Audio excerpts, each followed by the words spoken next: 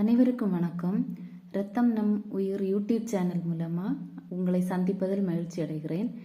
போன வீடியோவில் பார்த்தீங்கன்னா ஃபங்க்ஷன் ஆஃப் பிளட் அப்படிங்கிற தலைப்பில் ஒரு 3 காரியங்களை பார்த்தோம். இன்னைக்கு அடுத்த ஒரு 3 ஃபங்க்ஷனையும் கூட பார்க்க போகிறோம். வாங்க இப்போ வீடியோக்குள்ளே போகலாம்.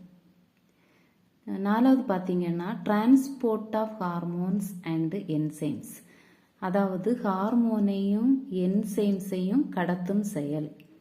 இதில் the hormones and some enzymes are carried by blood to different parts of the body from the source of secretion அப்படின்னு சொல்லியிருக்காங்க. இதில் சுரப்பிகள்லேருந்து சுரக்கிற ஹார்மோனையும் என்சைமையும் அது உற்பத்தி ஆகிற இடத்திலிருந்து எடுத்துட்டு வந்து உடம்பின் பல்வேறு பாகங்களுக்கு அனுப்பி வைக்கிற வேலையும் இந்த பிளட்டு தாங்க செய்யுது.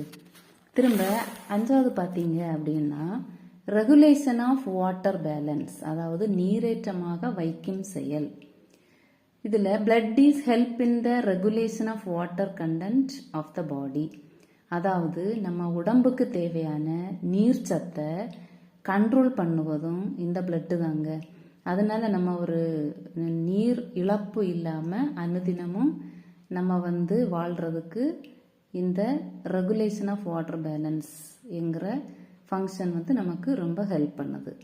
திரும்ப 6வது பார்த்தீங்கன்னா regulation of acid base balance, அதாவது அமிலகார சமநிலைப்படுத்தும் செயல்.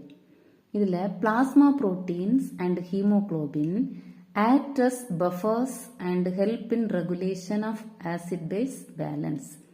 இதில் பார்த்தீங்கன்னா இந்த அமிலகார சமநிலையை சமன்படுத்துகிற வேலை, அதாவது பார்த்தீங்கன்னா நம்ம பிளட்டில் பிஹெச் வேல்யூ இருக்குல்ல. இப்போ பிஹெச் வேல்யூ அப்படின்னு பார்த்தீங்கன்னா அதில் ஆசிட் பேஸ் பேலன்ஸ் அப்படின்னு சொல்லுவாங்க.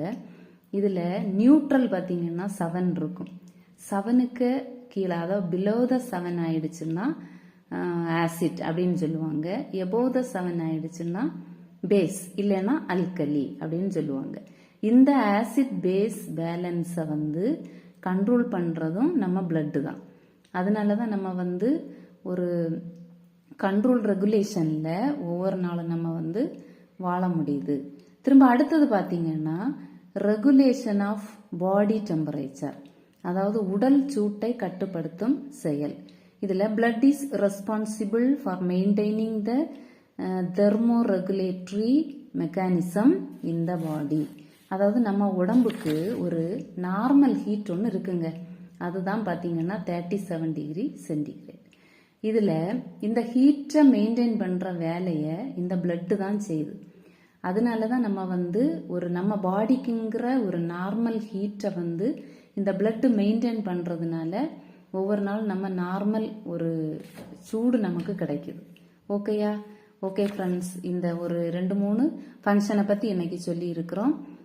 இனி அடுத்த ஒரு 2 ஃபங்க்ஷன் கூட இருக்குது, அதை இன்னொரு வீடியோவில் பார்ப்போம். அது வரைக்கும் உங்களிடம் விடைபெறுகிறேன். உங்களுக்கு பிடிச்சிருந்ததுன்னா சப்ஸ்கிரைப் பண்ணுங்க, லைக் பண்ணுங்க. ஓகே, பாய்.